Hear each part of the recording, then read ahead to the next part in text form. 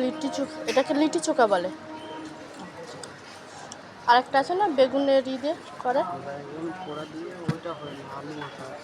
এটা কি এখন ভাজবেন না এমনি তেলে এটা দেবেন? ভাজবো তেলে, এটা শেখাতে হবে।